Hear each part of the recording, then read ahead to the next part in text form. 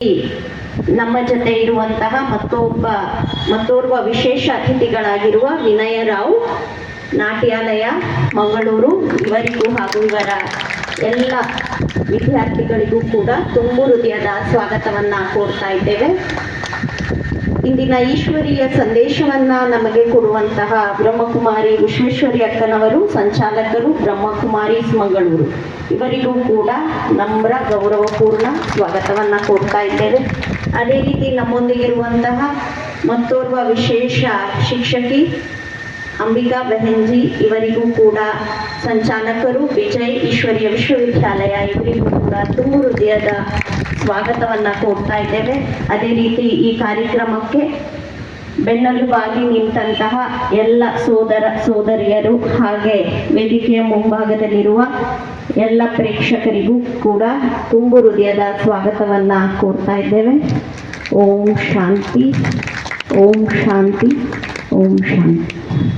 ಅನುಗುಣವಾದಂಥ ಇಂಥವರ ಸುಪುತ್ರ, ಇಂಥವರ ಮಕ್ಕಳಾಗಿ ಬಂದು ದೇವದೂತರಾಗಿ ಅಥವಾ ಯುಗ ಪುರುಷರಾಗಿ, ಇಲ್ಲ ಅವತಾರ ಪುರುಷಕರಾಗಿ, ಇಲ್ಲ ಆಚಾರ್ಯರಾಗಿ, ಇಲ್ಲ ಸಂತರಾಗಿ, ಹೀಗೆ ಅನೇಕ ಮುಖಗಳೊಂದಿಗೆ ನಮಗೆ ಮಾನವ ಜನ್ಮದಲ್ಲಿ ಭಗವಂತನ ಸಾಕ್ಷಾತ್ಕಾರದೊಂದಿಗೆ ಕರ್ಮತತ್ವದಲ್ಲಿ ಬದುಕುವಂಥ ಸಂದೇಶವನ್ನು ನೀಡಿದ್ದಾರೆ.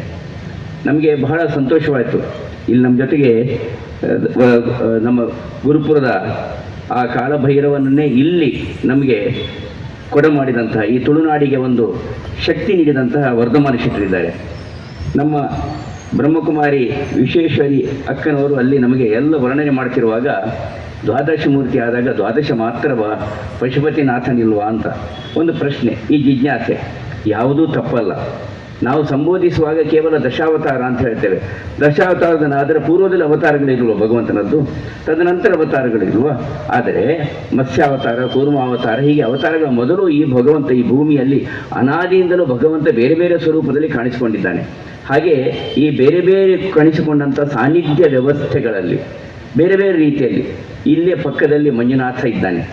ಈ ಮಂಜುನಾಥನಿಂದ ವಾದಿರಾಜನಿಂದ ಪ್ರತಿಷ್ಠಿತವಾದಂಥ ಆ ಉತ್ತರ ದಿಕ್ಕಿನಲ್ಲಿ ಮಂಜುನಾಥೇಶ್ವರ ಧರ್ಮಸ್ಥಳದಲ್ಲಿ ನಮಗೆ ಬೆಳಕನ್ನು ನೀಡ್ತಾ ಇದ್ದಾನೆ. ಈ ಕಡೆಯಲ್ಲಿ ಉಡುಪಿಯಲ್ಲಿ ಜಗದ್ಗುರು ಮಧ್ವಾಚಾರ್ಯರಿಂದ ಅಲ್ಲಿ ಅನಂತೇಶ್ವರ ಚಂದ್ರೇಶ್ವರ, ಅದು ಅನಾದಿ, ಹೇಗೆ ಕದರಿಯೋ ಹೇಗೆ ಅದು ಪುರಾಣ ಅಂತ ತೆಗೆದುಕೊಂಡ್ರೆ ಅದು ಪುರಾಣ. ಅಲ್ಲಿಯ ಪೂಜೆಯವರ ಮಗನಾಗಿ ಜನಿಸಿದಂಥ ಮಧ್ವಾಚಾರ್ಯರಿಂದ ಪ್ರತಿಷ್ಠಿತವಾದಂಥ ಕೃಷ್ಣ, ಆ ಕೃಷ್ಣ ಅದು ಪುರಾಣ. ದ್ವಾರಕೆಯಿಂದ ತರಲ್ಪಟ್ಟದ್ದು. ಸಮುದ್ರಗಳ್ಳರು ಕೊಯ್ಯುವಾಗ ಈ ದೇಶದ ಒಂದು ತಪಶಕ್ತಿಯ ಮಧ್ವಾಚಾರ್ಯರು ಅದನ್ನು ಇಲ್ಲಿ ಪುನಃಸ್ಥಾಪನೆ ಮಾಡಿದಾಗ ಇವತ್ತು ಜಗತ್ತಿಗೆ ಬೆಳಕು ನೀಡುತ್ತಾ ಇದ್ದಾರೆ. ಹಾಗಾಗಿ ಈ ಭೂಮಿಯ ಪ್ರತಿ ಕಣ ಕಣವು, ಪ್ರತಿ ಒಂದು ಕಲ್ಲು ಮಳ್ಳು ಎಲ್ಲವೂ ಅದು ಲಿಂಗ ಸ್ವರೂಪವೇ, ಭಗವಂತನ ಸ್ವರೂಪವೇ.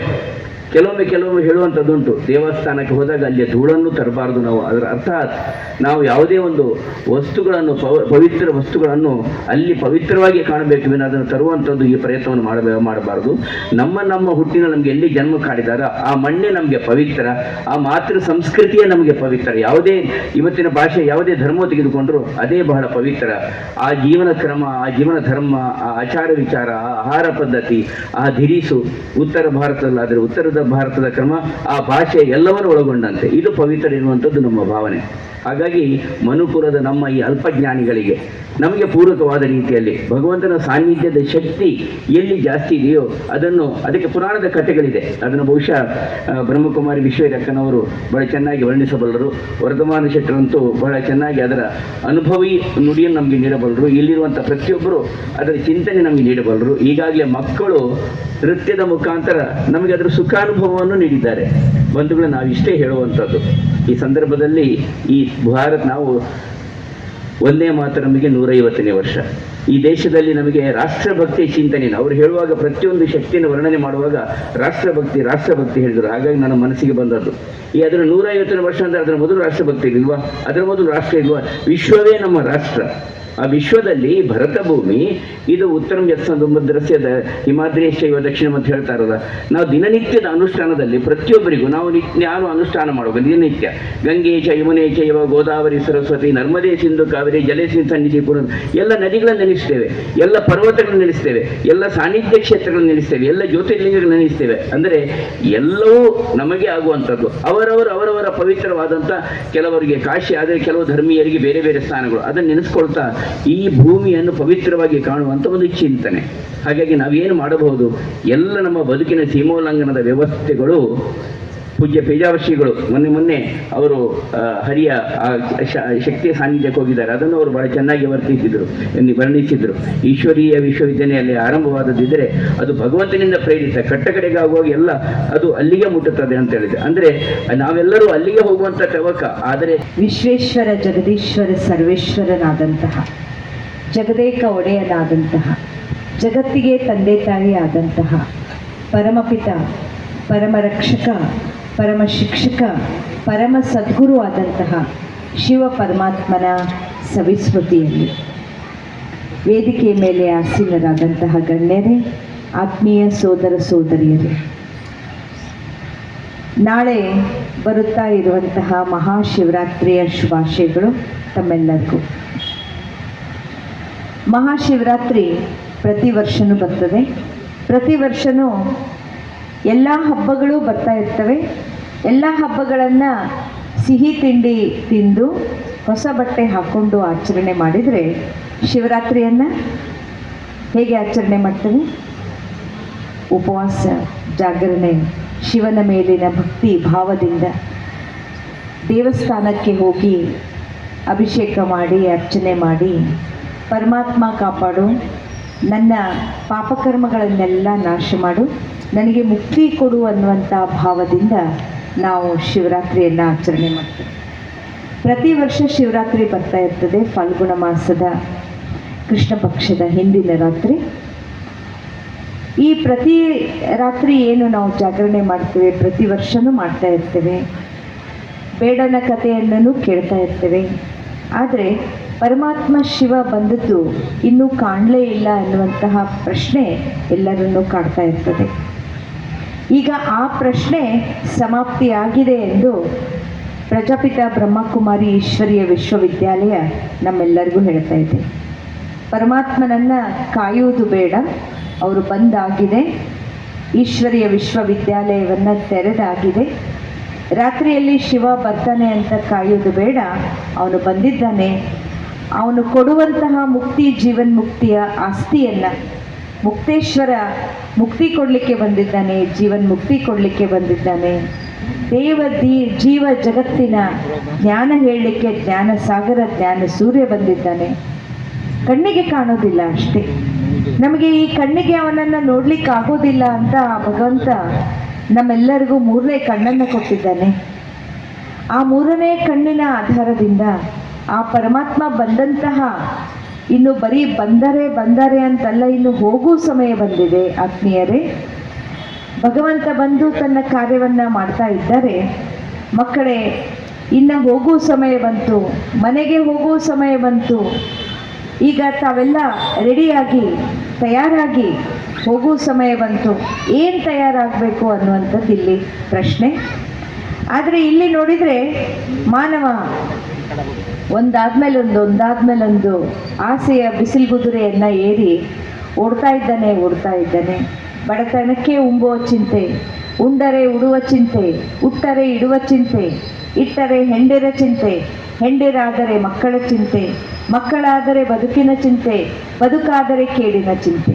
ಈ ರೀತಿ ಹಲವಾರು ಈ ಭೌತಿಕ ಜಗತ್ತಿನ ಚಿಂತೆಗಳಲ್ಲಿ ತೊಳಲಾಗ್ತಾ ಆ ಆಸೆ ಅನ್ನುವಂಥ ಬಿಸಿಲುಗುದುರೆಯನ್ನು ಏರಿ ಅದನ್ನು ಇನ್ನೂ ಒಂದು ಮರೀಚಿಕೆಗಳಿದ್ದಾವೆ, ಮೃಗತೃಷ್ಣ ಇದೆ. ಅದು ಮುಂದೆ ಸಿಗ್ತದೆ, ಸುಖ ಸಿಗ್ತದೆ, ಆನಂದ ಸಿಗ್ತದೆ ಅಂತ ಈ ಮನಸ್ಸಿನ ವಿಕಾರಗಳಿಗೆ ಬಲಿಯಾಗ್ತಾ ಇನ್ನೂ ಓಡ್ತಾ ಇದ್ದಾನೆ. ಭಗವದ್ಗೀತೆಯಲ್ಲಿ ಹೇಳಿದ ಹಾಗೆ ಮನಸ್ಸನ್ನೋದು ಅದು ಸಂಪೂರ್ಣವಾಗಿ ಈ ಸ್ಟ್ರೆಸ್, ಟೆನ್ಷನ್, ಡಿಪ್ರೆಷನ್ನಿಗೆ ಹೋಗಿದೆ ಅಂತ ಭಗವದ್ಗೀತೆ ಹೇಳ್ತದೆ. ಈ ವಿಷಯ ವಿಕಾರಗಳ ಹಿಂದೆ ಓಡ್ತಾ ಓಡ್ತಾ ಓಡ್ತಾ ಧ್ಯಾಯತೋ ವಿಷಯಾನ್ ಪುಂಸಃ ಸಂಗಸ್ತೇಷುಪಜಾಯತೆ ಸಂಗತ್ ಸಂಜಾಯತೆ ಕಾಮಃ ಕಾಮಾತ್ ಕ್ರೋಧೋಭಿಜಾಯತೆ ಕ್ರೋಧೋದ್ಭವತಿ ಸಮೋಹ ಸಮೋಹಾತ್ ಸ್ಮೃತಿ ವಿಭ್ರಮಃ ಸ್ಮೃತಿಭ್ರಂಶಾತ್ ಬುದ್ಧಿನಾಶೋ ಬುದ್ಧಿನಾಶಾತ್ ಪ್ರಣಶ್ರುತಿ.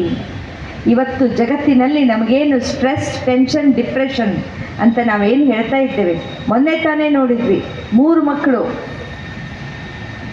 ಇನ್ನೂ ಕಣ್ಣು ಈಗ ಬಿಟ್ಟಿದ್ದಾರೆ, 12, 14, 16 ವರ್ಷದ ಮಕ್ಕಳು. ಅವರು ಏನೋ ಒಂದು ಈ ಕೈಯಲ್ಲಿ ಇದೆ ಅಲ್ವಾ ಮೊಬೈಲ್, ಅದ್ರ ಹಿಂದೆ ತಮ್ಮ ಜೀವನವನ್ನೇ ಸಮಾಪ್ತಿ ಮಾಡಿಕೊಂಡ್ರು. ಯಾಕೆ ಅಂದರೆ ವಿಷಯ ವಿಕಾರಗಳನ್ನು ವಿಚಾರ ಮಾಡ್ತಾ ಮಾಡ್ತಾ ಧ್ಯಾಯತೋ ವಿಷಯ ಪುಂಸ, ವಿಷಯ ವಿಕಾರಗಳನ್ನು ವಿಚಾರ ಮಾಡ್ತಾ ಮಾಡ್ತಾ ಕ್ರೋಧ ಉತ್ಪತ್ತಿ ಆಗ್ತದೆ. ಕ್ರೋಧದಿಂದ ನಮ್ಮ ನಿರ್ಣಯ ಶಕ್ತಿ ನಾಶ ಆಗ್ತದೆ. ನಿರ್ಣಯ ಶಕ್ತಿ ನಾಶ ಆದಾಗ ನಮ್ಮ ಮನಸ್ಸಿನಲ್ಲಿ ಶಕ್ತಿಹೀನ ಆಗ್ತದೆ. ಶಕ್ತಿಹೀನತೆಯಿಂದ ಬುದ್ಧಿಯ ಶಕ್ತಿ ಹೀನ ಆಗ್ತದೆ. ಆಗ ಜೀವನನೇ ನಾಶ ಆಗಿ ಹೋಗ್ಬಿಡ್ತದೆ. ಇವತ್ತಿನ ಈ ಚಕ್ರವ್ಯೂಹದ ಸುಳಿಯಿಂದ ನಮ್ಮನ್ನು ನಾವು ಬಿಡುಗಡೆ ಮಾಡ್ಕೊಳ್ಬೇಕಾ? ಅದಕ್ಕೆ ಆಧಾರ ಒಂದೇ ಶಿವ ಧ್ಯಾನ. ನಮ್ಮ ಜೀವನದಲ್ಲಿ ಅನೇಕ ಪ್ರಸಂಗಗಳು ಬರ್ತವೆ. ಅದರಲ್ಲಿ ಪ್ರಮುಖವಾದದ್ದು 3 ಪ್ರಸಂಗಗಳು. ಅದಕ್ಕಾಗಿ ನಮ್ಮ ಜೀವನವನ್ನು ಸದಾ ಕಾಲಕ್ಕೂ ನಾವು ಅದಕ್ಕೆ ರೆಡಿ ಇಟ್ಕೊತೇವೆ. 1ನೇ ಪ್ರಸಂಗ ಜನನ ಪ್ರಸಂಗ. 9 ತಿಂಗಳಿಂದ ತಂದೆ ತಾಯಿ ರೆಡಿ ಮಾಡ್ಕೊಳ್ತಾರೆ ಆ ಒಂದು ಹೊಸ ಜೀವದ ಆಗಮನಕ್ಕಾಗಿ. 2ನೇ ಪ್ರಸಂಗ ಮದುವೆ ಪ್ರಸಂಗ. ಅನೇಕ ವರ್ಷಗಳಿಂದ ರೆಡಿ ಮಾಡ್ಕೊಳ್ತಾ ಇದ್ದಾರೆ, ತಯಾರು ಮಾಡ್ಕೊಳ್ತಾ ಇರ್ತಾರೆ. 3ನೇ ಪ್ರಸಂಗ ಮರಣ ಪ್ರಸಂಗ. ನಮಗೆ ನಮ್ಮ ಬರ್ತ್ ಡೇಟ್ ಗೊತ್ತಿದೆ, ಡೆತ್ ಡೇಟ್ ಯಾವಾಗಂತ ಗೊತ್ತಿಲ್ಲ. ಅದು ಯಾವಾಗ ಬರ್ತದೆ ನಮಗೆ ಗೊತ್ತಿಲ್ಲ. ಆದರೆ ಅದಕ್ಕೆ ನಾವು ರೆಡಿ ಆಗಲೇ ಇಲ್ಲ. ಪ್ರಜಾಪಿತ ಬ್ರಹ್ಮಕುಮಾರಿ ಈಶ್ವರೀಯ ವಿಶ್ವವಿದ್ಯಾಲಯದಲ್ಲಿ ನಮಗೆ ಸ್ವಯಂ ಪರಂಪಿತ ಪರಮಾತ್ಮ ಶಿವ ಹೇಳಿಕೊಡ್ತಾ ಇದ್ದಾನೆ, ಹರ್ ಗಡಿ ಅಂತಿಮ ಗಡಿ. ಪ್ರತಿಯೊಂದು ಗಳಿಗೆ ನಿನ್ನ ಅಂತಿಮ ಗಳಿಗೆ ಆಗ್ತದೆ ಮಗು. ಅದಕ್ಕಾಗಿ ನೀನು ಈಗಿನಿಂದಲೇ ಅಭ್ಯಾಸ ಮಾಡು. ಏನು ಅಭ್ಯಾಸ ಮಾಡು? ಪ್ರತಿ ಕ್ಷಣವೂ ಶಿವ ತಂದೆಯನ್ನು ನೆನಪು ಮಾಡು. ಇದು ಶಿವರಾತ್ರಿಯ ದಿನದಂದು ನಾವು ಮಾಡುವಂತಹ ಉಪವಾಸ. ಹೊಟ್ಟೆ ಖಾಲಿ ಇಡೋದಲ್ಲ, ನಿತ್ಯವೂ ಕ್ಷಣ ಕ್ಷಣವೂ ಹರ್ ಗಡಿ ಅಂತಿಮ ಗಡಿ ಆಗಿರುವ ಕಾರಣ ಆ ಯಾವ ಗಳಿಗೆ ನಮ್ಮ ಅಂತಿಮ ಗಳಿಗೆ ಬರ್ತದೆ ನಮಗೆ ಗೊತ್ತಿಲ್ಲ. ಆ ಗಳಿಗೆಯಲ್ಲಿ ಈ ಆತ್ಮ ಶರೀರದಿಂದ ಹೊರಗೆ ಹೋಗೋದು ಅಂತಂದರೆ ಅದು ಸಾವು, ಮರಣ ಅಂತ ಏನು ಹೇಳ್ತೇವೆ. ಆ ಸಮಯದಲ್ಲಿ ನಮಗೆ ಶಿವ ಪರಮಾತ್ಮನ ನೆನಪಿರಬೇಕು. ಇದು ಬಹಳ ದೊಡ್ಡ ಪರೀಕ್ಷೆ ನಮ್ಮ ಎದುರುಗಡೆ ಇರ್ತದೆ. ನಾವು ಏನೇನೋ ವಿಚಾರ ಮಾಡ್ತಾ ಇರ್ತೇವೆ ಇಡೀ ದಿನ, ಅದೇ ನೆನಪಿನಲ್ಲಿ ಇರ್ತೇವೆ, ಅದನ್ನೇ ಪ್ರಾಕ್ಟೀಸ್ ಮಾಡಿರ್ತೇವೆ. ಶಿವ ಧ್ಯಾನವನ್ನು ಪ್ರಾಕ್ಟೀಸ್ ಮಾಡೋದಿಲ್ಲ, ಶಿವನ ನೆನಪನ್ನು ಪ್ರಾಕ್ಟೀಸ್ ಮಾಡೋದಿಲ್ಲ, ಸರಿಯಾಗಿ ಉಪವಾಸ ಮಾಡೋದಿಲ್ಲ. ಉಪವಾಸ ಅಂತಂದರೆ ಆವಾಸ, ಹತ್ತಿರ ಇರುವುದು. ಬರೀ ಒಂದಿನ ಹೊಟ್ಟೆ ಖಾಲಿ ಬಿಟ್ಟರೆ ಆರೋಗ್ಯ ಚೆನ್ನಾಗಿರ್ತದಷ್ಟೆ. ಆದರೆ ದಿನನಿತ್ಯವೂ ಕ್ಷಣ ಕ್ಷಣಕ್ಕೂ ಶಿವ ತಂದೆಯನ್ನು ಸರ್ವ ಸಂಬಂಧದಿಂದ ಪ್ರೀತಿಯಿಂದ ಆರಾಧನೆ ಮಾಡಿದರೆ, ಅವರನ್ನು ತಂದೆ ಅಂತ ತಿಳ್ಕೊಂಡು ಪ್ರೀತಿಯಿಂದ ನೆನಪು ಮಾಡೋದು, ಶಿಕ್ಷಕ ಅಂತ ತಿಳ್ಕೊಂಡು ಗೌರವಪೂರ್ಣವಾಗಿ ನೆನಪು ಮಾಡೋದು, ಸದ್ಗುರು ಅಂತ ತಿಳ್ಕೊಂಡು ಭಯ ಮಿಶ್ರಿತವಾಗಿ ನಮನ ಮಾಡುವುದು. ಯಾಕಂದರೆ ಸದ್ಗುರು ನಾಳೆ ಅವನಿಗೆ ಮುಖ ತೋರಿಸ್ಬೇಕಾಗ್ತದೆ. ನಾವು ಏನೇನು ಮಾಡಿದ್ದೇವೆ ಏನಿಲ್ಲ ಎಲ್ಲ ಲೆಕ್ಕಾಚಾರ ಒಪ್ಪಿಸ್ಬೇಕಾಗಿದೆ. ಈ ಭಯ ಇಟ್ಕೊಂಡು ಆ ಪರಮಾತ್ಮನನ್ನು ಸರ್ವ ಸಂಬಂಧದಿಂದ ಯಾವಾಗ ನೆನಪು ಮಾಡ್ತೇವೆ ಆವಾಗ ನಮಗೆ ಜಾಗೃತಿ ಉಂಟಾಗ್ತದೆ. ಬರೀ ಒಂದು ದಿನ ರಾತ್ರಿ ಜಾಗರಣೆ ಕಾಸ್ಮಿಕ್ ಎನರ್ಜಿ ಇರ್ಬೋದು ಅವತ್ತಿನ ದಿನ, ಯಾಕೆಂದರೆ ನಮ್ಮ ಹಿರಿಯರು ಹೇಳಿದ್ದು ಯಾವುದೂ ತಪ್ಪೇನಿಲ್ಲ. ಆದರೆ ಬರೀ ಒಂದು ದಿನ ಕಾಸ್ಮಿಕ್ ಎನರ್ಜಿ ಸಿಕ್ಕರೆ ಸಾಲದು. ಪ್ರತಿದಿನವೂ ಪರಮಾತ್ಮನ ಶಕ್ತಿ ನಮ್ಮ ಜೊತೆ ಇರಬೇಕು. ಆ ಶಿವನ ಶಕ್ತಿ ನಮ್ಮದನ್ನಾಗಿ ಮಾಡಿಕೊಳ್ಬೇಕು. ಅದಕ್ಕಾಗಿ ನಮ್ಮನ್ನು ನಾವು ಆತ್ಮ ಅಂತ ತಿಳ್ಕೊಂಡು, ನಾನು ಈ ಶರೀರ ಅಲ್ಲ ಅಂತ ಅರ್ಥ ಮಾಡಿಕೊಂಡು, ಪರಮಪಿತ ಪರಮಾತ್ಮ ಆತ್ಮನ ತಂದೆಯಾದಂತಹ ಸದಾಕಾಲಕ್ಕೂ ನಮ್ಮ ತಂದೆಯಾದಂತಹ ಪರಮಾತ್ಮನನ್ನು ಸದಾಕಾಲಕ್ಕೂ ನೆನಪು ಯಾವಾಗ ಮಾಡ್ತೀವಿ ಆವಾಗ ಸಂಪೂರ್ಣವಾಗಿ ಆತ್ಮ ಆಂತರಿಕ ಶಕ್ತಿಯಿಂದ ತುಂಬಿ ಹೋಗ್ತದೆ. ಆಗ ನಮ್ಮ ಪಾಪಕರ್ಮಗಳು ನಾಶ ಆಗಲಿಕ್ಕೆ ಸಾಧ್ಯ ಆಗ್ತದೆ.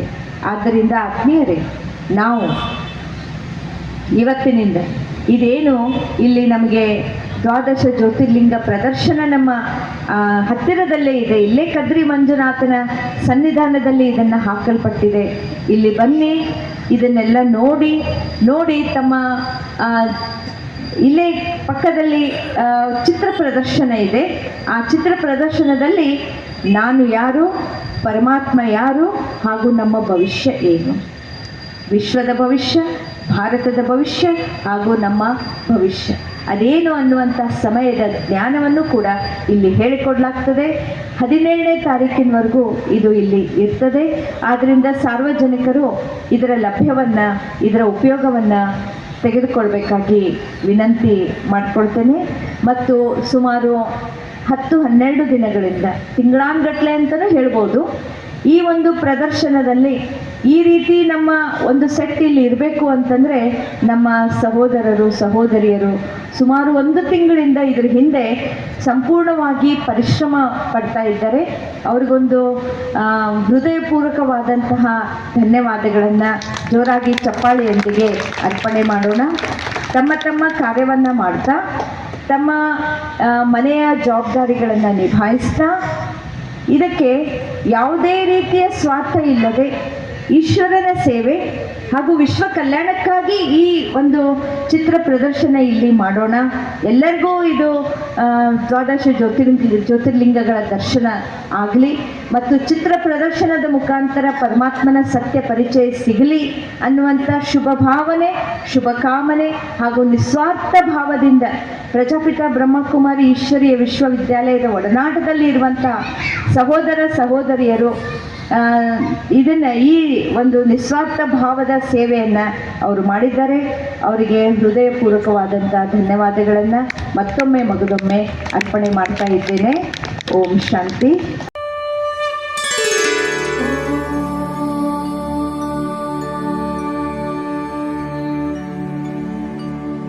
ಯದಾ ಯದಾ ಹಿ ಧರ್ಮಸ್ಯ ಗ್ಲಾನಿರ್ಭವತಿ ಭಾರತ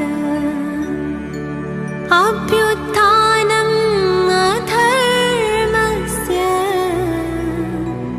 ತದಾತ್ಮಾನಂ ಸೃಜಾಮ್ಯಹಂ ಪರಿತ್ರಾಣಾಯ ಸಾಧೂನಾಂ ವಿನಾಶಾಯ ಚ ದುಷ್ಕೃತಾಂ ಧರ್ಮ ಸಂಸ್ಥಾಪನಾರ್ಥಾಯ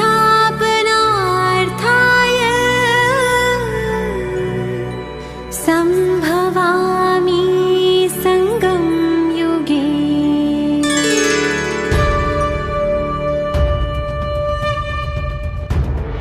ನಿರಾಕಾರ ಶಿವ